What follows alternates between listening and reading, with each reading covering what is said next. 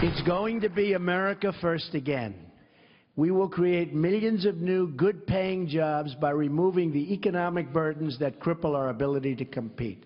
At the center of that agenda is bold tax reform that massively lowers taxes for our middle class and for all American businesses.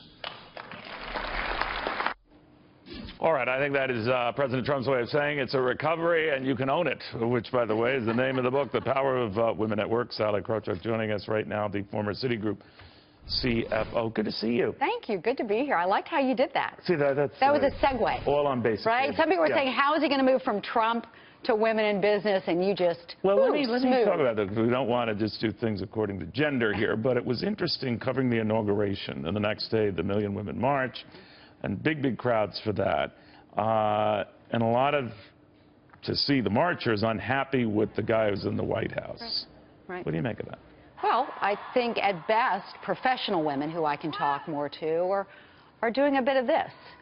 You know, okay, let's see what happens, but we're going to be on the street to make sure. What are they worried about? Look, I think anything. I think they're worried about their bodies.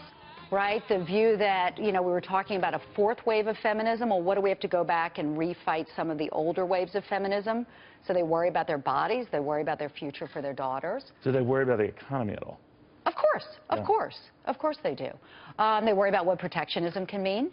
They worry about potentially the rollback of some of the regulations for the financial services. I mean, that's obviously a bias I bring, you know, or a view I bring coming from the financial services. But a lot of the people in your old haunt and company and elsewhere are saying they're happy for this talk about easing up on the regulations, and a lot of those stocks have been the best performers because they're racing to new highs. You know, the problem with that is, remember the last time the banks were allowed to have proprietary trading, it did not end well.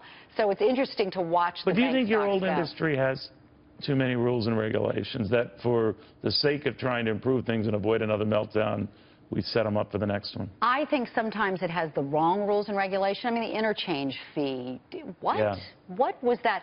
But the proprietary trading, I mean, come on. Really, you want your bank doing that, the center of the economy? So you think those should be separated? I think regulation should be thoughtful, and that not all regulation is bad and not all regulation is good.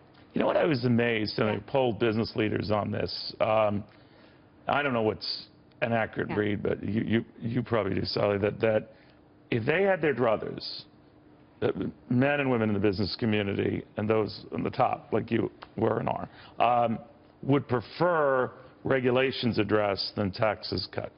Is that true? That's okay. I haven't heard that as much as you have, but I think they prefer both. Right? Yeah. So could we have both? Could we have fewer regulations, you know, lower taxes, more ease of doing business? Can we get the, you know, tax code down to one page? Would be terrific. That'll never happen. Yeah, no. You think it'll never happen? No. Aren't we supposed to talk about my book? Well, if I feel like it. Okay, fair. But fair. Let's talk a little bit about how people look at this environment right now, because there's this vast chasm between how male voters and female voters feel. And I'm wondering, with women in this day and age and what's happening, do they just feel like they're out, or do they feel they can't own it? They're not part of this? Or so here's what I say, and backing up to women in business, which is where I'm centered.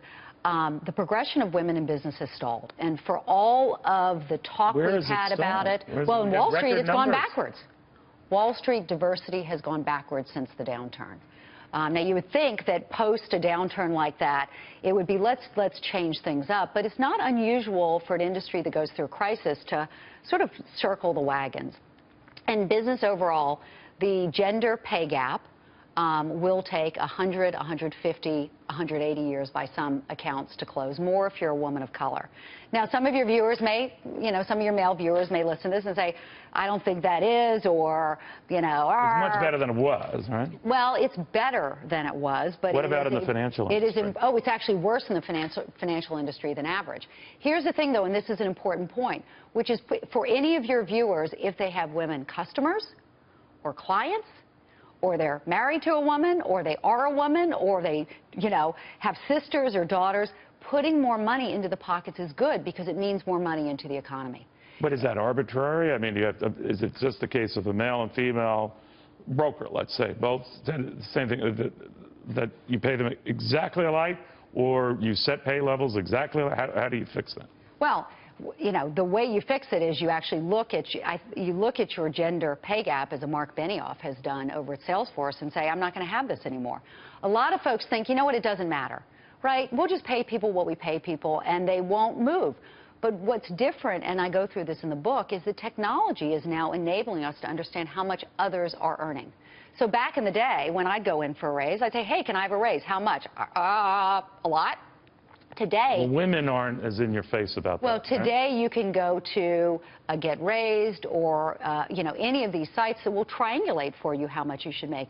And for people who think a gender pay gap doesn't matter to the business, millennial women are leaving their jobs. Number one reason is to make more money. And so, what the book goes through is this transparency that's now available can help drive more women through the workforce. All right, thanks for indulging breaking news as well. Own It, The Power of Women at Work, Sallie Krawcheck.